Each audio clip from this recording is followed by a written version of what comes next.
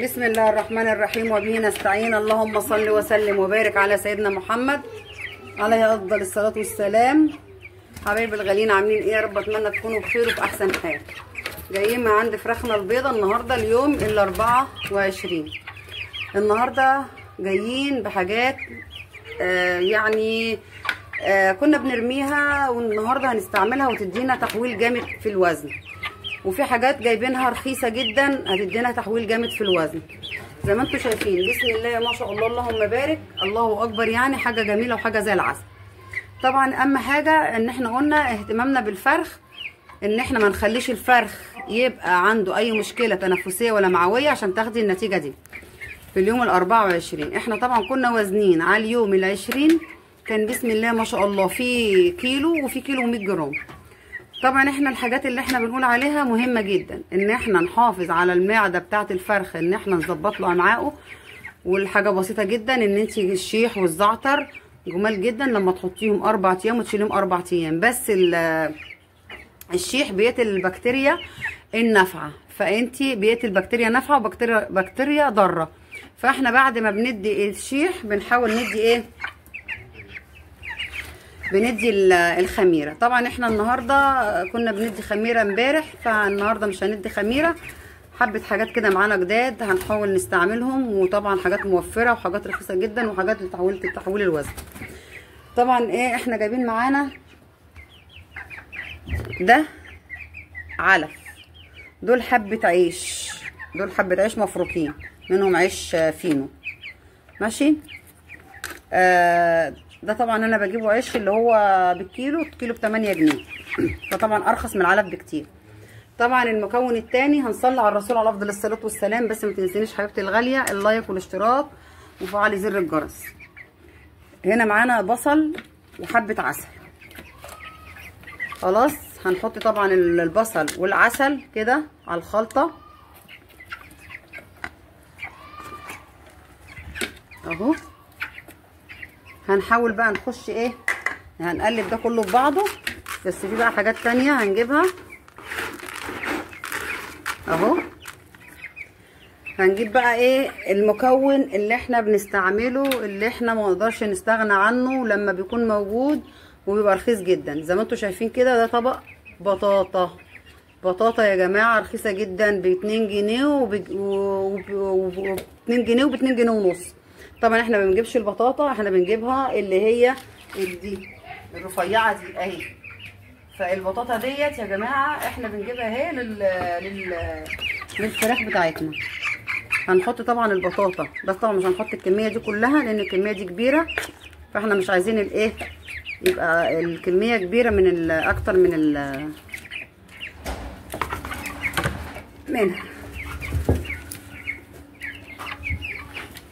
اهو.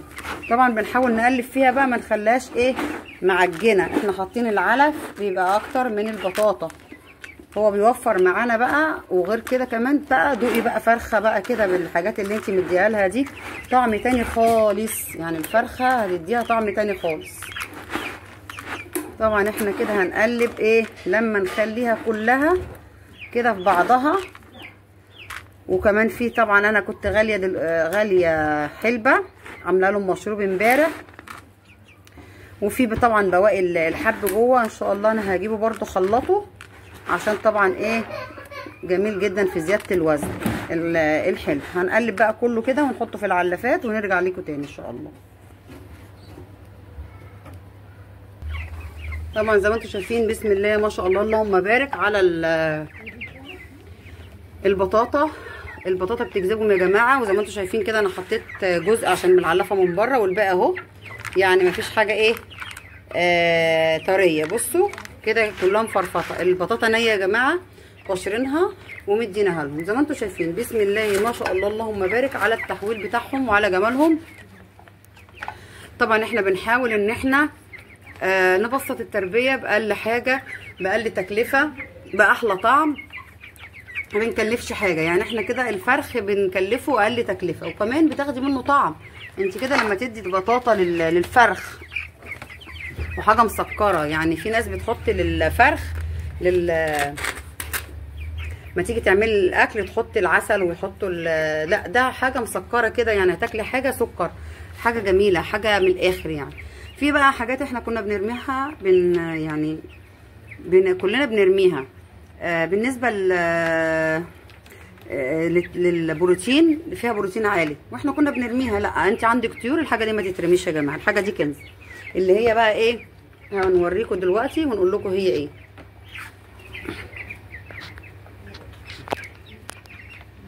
معلش ثواني اهي يا جماعه، ده الكنز اللي احنا بنقول عليه، ده الكنز. شايفين الفرخه يعني راح تشرب منه ازاي؟ ده كنز، طعم طبعا وبروتين وكل حاجه يعني. احنا ادينا كده النشويات والسكريات وادينا كده اللي هندي البروتين. البروتين ده بقى عباره عن ايه؟ يعني اي حاجه انت بقى تسلقيها بقى. ده عدس بجبه ميه بتاعته، سلقتي بقى عدس بجبه، سلقتي لوبيا، سلقتي فاصوليا، الميه بتاعتهم يا جماعه ما تترميش، الميه ما تترميش، تتحط للفرخ. يا سلام بقى لو عامله فول بقى عندك وفيه ميه، لو حبه فول، كل ده يا جماعه احنا بنحطه. بسم الله ما شاء الله، حاجه بسم الله ما شاء الله. هنحط هنا كده ايه الميه، هنقيسها بس شويه عشان ايه انا عايزاها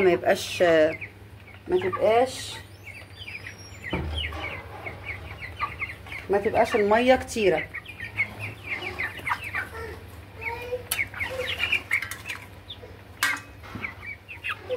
فاحنا عايزين ايه نقلل الميه شويه عشان طبعا ايه يشربوها كلها.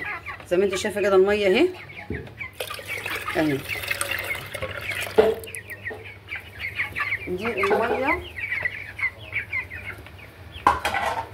دي الميه اللي هي ايه قلنا بتاعت ايه سليق العدس، دي فيها نسبه بروتين. احنا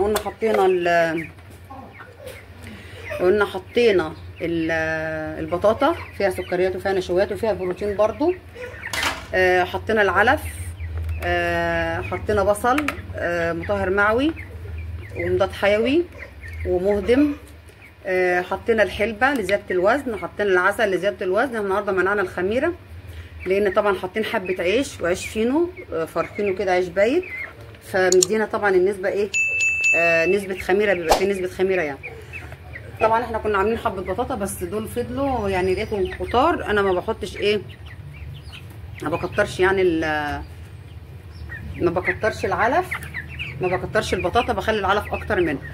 بعد كده ممكن انا ايه اقلل يعني العلف وبس مش دلوقتي، احنا مش الفتره دي دلوقتي. طبعا احنا كده هم ابتدوا ياكلوا هم، عايزه بقى انزل لهم بالميه. انا كده نزلت لهم بالميه، في اللي بياكل وفي اللي رايح يشرب اهو، كلهم طبعا هيجوا على الميه ان شاء الله. طبعا الميه دي يا جماعه كنز. بصي فيها العدس فيه نسبه بروتين عاليه، الفول بروتين عالي برضو. انت ممكن لو هتقدري تجيبي كيلو فول مدشوش وتحطي على كل كيلو 100 جرام او 50 جرام، حاجه ممتازه للفرخ. لو جبت لهم ب5 جنيه كل يوم فول وعملتيه على مرتين مع العلف برضو حلو. فكل الحاجات دي نسبه البروتين احنا بنعليها. بالنسبه للكتاكيت صغيره لها بروتين معين، بالنسبه للفراخ الكبيره برضو لها بروتين معين. فانتي طبعا بتزودي نسبه البروتين عشان تاخدي اللحمه الوزن الصح، بتاخدي الاوزان العاليه، بتاخدي الطعم الاحلى. فطبعا كل الحاجات دي بتدينا طعم وبتدينا وزن بامرك يا رب ان شاء الله. طبعا حبايبي الغاليين اللي وصل معايا لغايه هنا ما ينسناش يشترك في القناه، اللي ما اشتركش يشترك في القناه عشان طبعا ايه تكبروا القناه كده وتكبر بيكم ان شاء الله. وان احنا برضو ايه نتشجع ونقدم يعني، عشان الواحد لما انتم عارفين طبعا ان انا مش انا اللي بصور، وانا اللي بصور قصدي، بس مش انا بمنتج ولا انا برفع الفيديوهات، ابني اللي بيرفعها طبعا بيبقى في الشغل وكده. فانا يعتبر ايه بحمله يعني حاجات زياده، بيبقى عايز شغل وكده فبيتعطل. فانا لما بلاقيش الفيديوهات مع التعب اللي هو بيتعبوا معايا بيجيب نتيجه ببقى زعلانه جدا. لان طبعا ايه انا نفسي ان انا رساله اوصلها، الناس تربي التربيه خير في البيت. بس لما ما بلاقيش مشاهدات او ما بلاقيش كده انا ببقى متضايقه، لان انا بعطل ابني ان هو عشان بيمنتج وينزل الفيديوهات، دي حاجه. وان انا بحس ان انا ما بعملش حاجه يعني حد معجب بيها او بتفيد حد بالمعنى صح، لان كل ما بلاقي مشاهدات كده بعرف ان الفيديوهات بتتشاف، الفيديوهات بتعجبكم يعني. فبتمنى يعني ان ما تنسوناش طبعا برضو اللي اتفرج على الفيديو ما ينساش اللايك ويفعل زر الجرس عشان يوصل لكم مننا كل جديد. وطبعا احنا بنجيب الافكار الجديده والحاجات الايه البدايل زي ما انتم شايفين. بسم الله ما شاء الله اللهم بارك. يعني انا كنت وزنه من كام يوم، الله اكبر. يعني زي ما انتم شايفين صدر الفرخه الله اكبر احمر زي الورد ازاي. عشان انا يا جماعه بدي مضاد سموم من 5 يوم. انا 5 يوم بدي مضاد سموم عشان طبعا الفرخ ما يجلوش زرقان، ما يجلوش كساح، ما يجلوش انتفاخ، ما يجلوش اي حاجه. لازم تدي مضاد سموم. بدي مضاد سموم من 5 يوم، وبعد كده بدي مضاد سموم تاني على تغيير العلف. يعني ما بستكفيش على ان انا بدي 5 يوم بس. انت هتحافظي على الفرخ. غير كمان انا في ايام اللي هي ما فيهاش مضاد سموم انا ممكن اعمل ليمونه، اعمل خل. بالليل بقى ببيت على الحلبة، على العسل. بس طبعا ما بتبقاش، بتبقى ممكن 3 ايام في الاسبوع عشان طبعا الخميره والحاجات دي. وبديها بعد ما بكون مديه شيح وزعتر عشان تنشط البكتيريا النافعه. عشان الزعتر الشيح بيقتل البكتيريا النافعه والضاره. فانا طبعا بضطر ان انا انشط البكتيريا النافعه بالخميره وبالعسل. طبعا العسل ده بسم الله ما شاء الله يعني حلو للكبد، منظم كبد. وطبعا ايه ما بتدوش طبعا لما يكون عندك اسهالات ما تديش العسل، ما تديش الخميره عشان طبعا بيزود الاسهالات. وزي ما قلنا طالما احنا من الاول خالص بنحاول ان احنا نحافظ على الفرخ من اسهالات، من اي حاجه تنفسيه عشان ان احنا نوصل ان احنا ناخد اللي احنا عايزينه. لكن احنا لو ما هيناش الفرخ وجيتي اكلتيه اي حاجه من البدايل دي مش هيحول معاكي. طبعا طالما الفرخ بيسهل مش هيديكي نتيجه في الوزن، لان طبعا كل اللي هو بياكله مش بيستفاد بيه. فطبعا انت هتحافظي في الاسهالات ان انت طبعا الشيح والزعتر الدوره كلها هتجيبي ب5 جنيه تكفيك الدوره كلها. بتدي 4 ايام معلقه على العلف، و4 ايام بتبطلي 5 ايام وترجعي تبداي تاني. فكده هتخلي الفرخ ان انت مش هتعاني من اي مشكله في المعوي. والتنفسي بقى برضو الاعشاب اللي احنا بنستعملها في التنفسي برضو ورق الريحان، ورق الجوافه، اليانسون، الحاجات دي جميله جدا يا جماعه. القرنفل، كل ده يتغلي مع بعض ويتحط سقوه بالليل مع ليمونه بسم الله ما شاء الله برضو. بس ايه بيبقى ان انتي بتعمليها كوقايه، ما تستنيش لما الفرخ يتعب. وبرضو الدنيا يا جماعه صيف، ما تحاولوش تقولوا الدنيا صيف تفتحوا يعني ايه. ما قلناش حطوا مروحه، ما قلناش تحطيش ميه ساقعه جدا، ما تفتحيش عليهم باب طيار هواء بحري ويبقى جامد عليهم، لان طبعا على قد ما هم بيبقوا حرانين ممكن ياخدوا لطش برد منك حتى لو في عز الصيف. زي ما انتم شايفين بسم الله ما شاء الله اللهم بارك. مشينا صح هناخد احلى دوره واحلى اوزان. احنا الدوره اللي قبل دي خدنا بسم الله ما شاء الله منها احلى اوزان. احنا طبعا منهم الدوائر بتاعه العلافات قربوا يخلصوها، لان طبعا يعني ده ممكن مش هينزل لك من العلافه، الحاجات دي مش هتنزل من العلافه ممكن تعلق. فاحنا بنحط في الدوائر، ولو في صينيه ولا حاجه نحط فيها يعني. فاحنا بنحط الحاجات الطريه دي ياكلوها كده ايه، كل ما بيخلصوا بتحط لهم تاني. وبنعمل كميات صغيره عشان ايه، وبنبقى مجوعينهم قبلها عشان ما يفوضوش حاجه تقعد قدامهم، عشان الحاجات الطريه دي ما تخمرش. فطبعا هو الحاجات الطريه دي هياكلوها ان شاء الله بيهدموا ويحولوا معانا.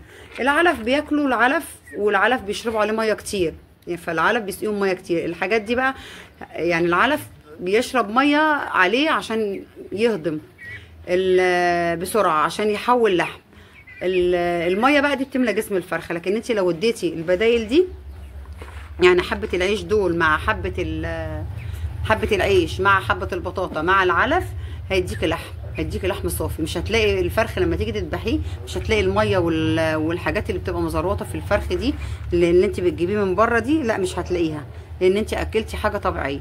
طبعا احنا الناس بتذبح على، بالنسبه للذبيح بقى في ناس بتذبح على شهر تاخد 2 كيلو 2 كيلو وربع. لا انا بحب اذبح على ممكن 40 يوم 45 يوم. انا بحب اخد الفرخ معايا وزه. انا ما بحبش الفرخه اللي هي تبقى لحمتها مرهرطه دي، لا. وبعدين على فكره في ناس تقول لك اللحمه دي لما تكبر، لا هي باضت ما باضتش. انت لو قعدتيها حتى 3 اشهر مش هيحصل حاجه، مش هتبقى لحمتها نشفت. بس انت بتبقي يعني زي اللي انت عايزاه. عايزه تذبحي بقى على 2 كيلو، عايزه تذبحي على شهر تبقى 2 كيلو ونص، 2 كيلو وربع. كل ما بتقعديها. كمان الفرخ الابيض يا جماعه في فرخ يعني ده الروس ده بيحولش الا بعد 25 يوم، في 30 يوم. طب انا بقى عند ما يجي بقى هو يبتدي يحول، انا اروح اذبح الروس؟ طب ما انا اخليه 10 ايام تاني، يعني هو بعد ال 30 يوم بيحول. طب انا جه 30 يوم انا هذبحه، طب ما فين بقى التحويل؟ ما هو ما حولش معايا، ما هو كده ما حولش. انا ليه بقى ما استناش انا بقى ال 10 ايام تاني الفتره التحويل بتاعته، ان هو التحويل الصح عشان يديني الوزن الصح. لكن شهر وهذبح، طب ما التحويل يعني لسه، يعني كل فرخه ما بيكبر بيديكي ممكن 200 جرام في اليوم، بتحويله بيزيد عن وهو صغير. فانا ليه ما استناش ال10 ايام اللي هم بعد ال40 بعد الشهر؟ استنى يا ستي 15 يوم. انا طبعا مع البدائل دي فيها وفر جدا، وان انت مش هتصرفي برضو علف صافي. فليه ما تخليش الفرخ يديك الوزن اللي انت عايزاه؟ ما الوزن اللي انت عايزاه كده مش هيجي الا بعد الشهر. لا، استنى بعد الشهر 10 ايام 15 يوم عشان اخد الوزن ان شاء الله بامرك يا رب اللي انا عايزاه. بس حبايبي الغاليين، يا ريت ما كنت طولت عليكم، بس بالله عليكم ما تنسونيش اللايك والاشتراك وكومنت حلو منكم، وفعلوا زر الجرس عشان يوصل لكم مننا كل جديد. اي سؤال اي استفسار انا هرد عليه ان شاء الله، وابقى تحت امركم بامرك يا رب. اقول لكم اشوفكم على خير، واتمنى لكم السعاده والخير. السلام عليكم ورحمه الله وبركاته.